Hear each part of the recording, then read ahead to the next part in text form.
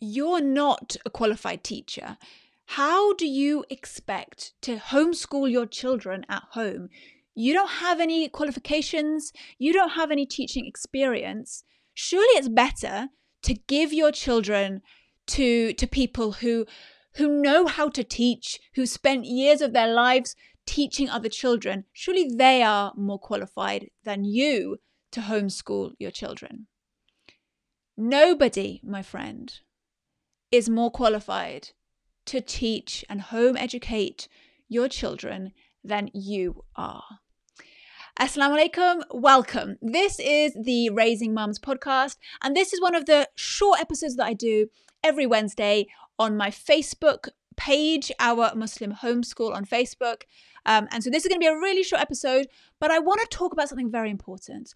This misconception, this idea that you need to have a teaching qualification or some kind of experience in order to homeschool your children effectively.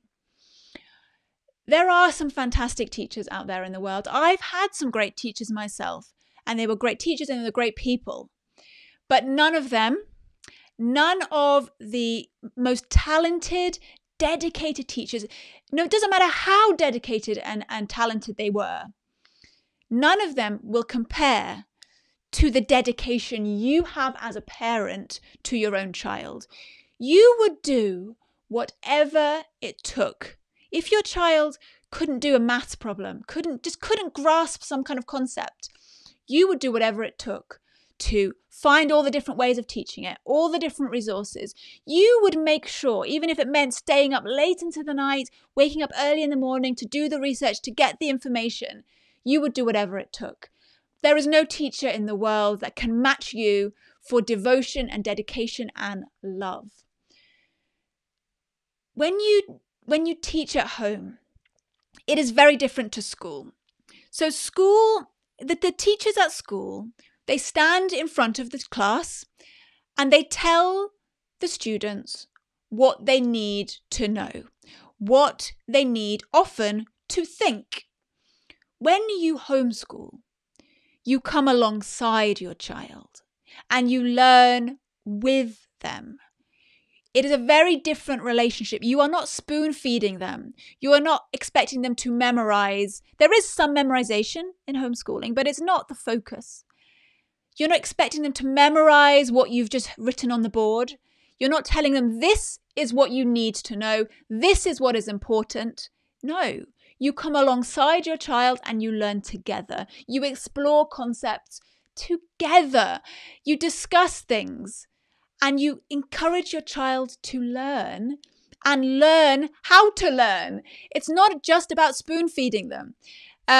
Charlotte Mason said the only real education is self-education.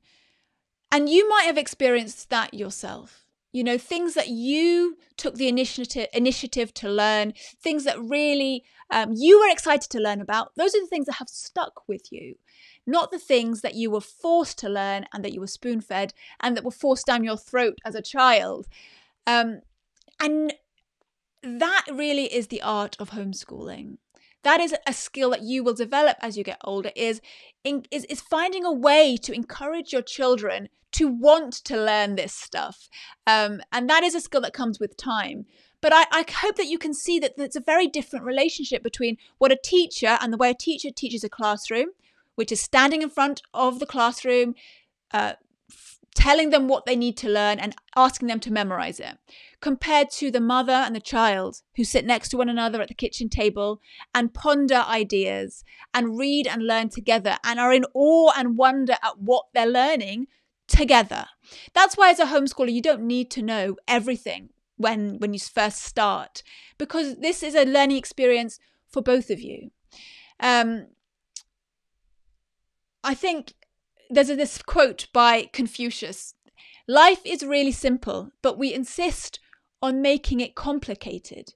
You have always been the teacher of your child. From the minute they were born, you've been teaching them, whether you've realized it or not. You were their first teacher and you will always be their teacher, the most influential person in their life. And all homeschooling does is it gives you back. It allows you to reclaim that role as the primary educator of your child.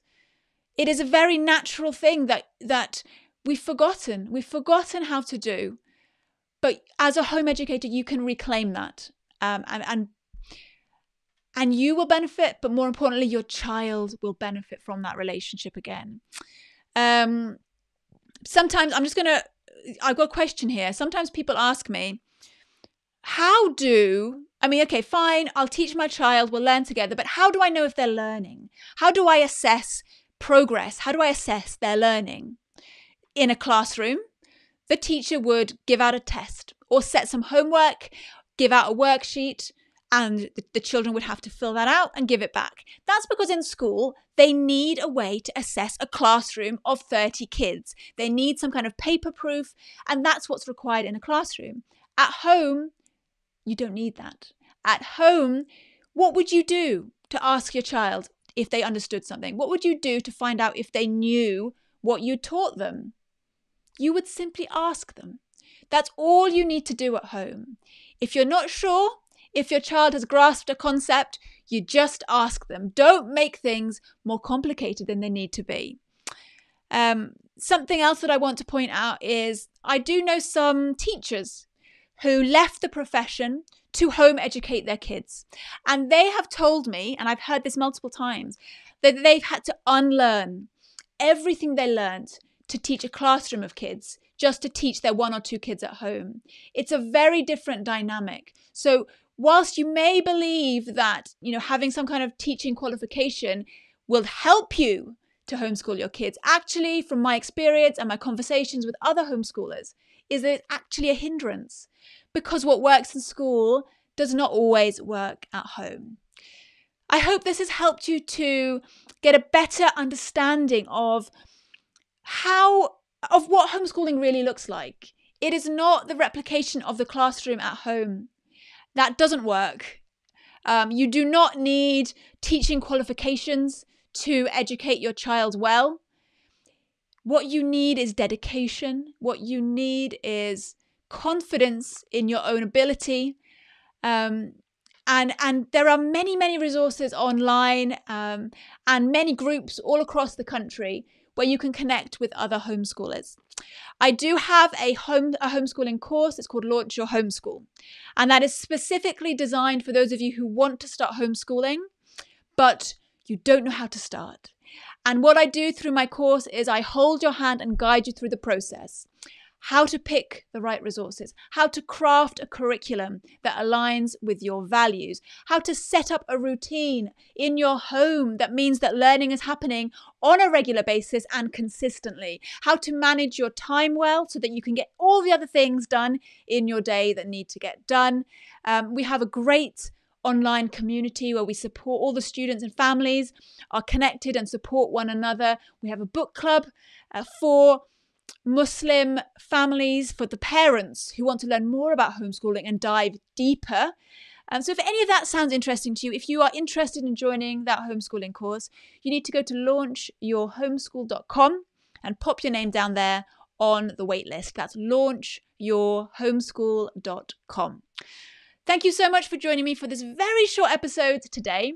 I hope that you'll join me again next Wednesday for another episode of the Raising Mums podcast. We also do longer episodes where I take time to answer your questions live every Sunday on my Facebook and Instagram accounts.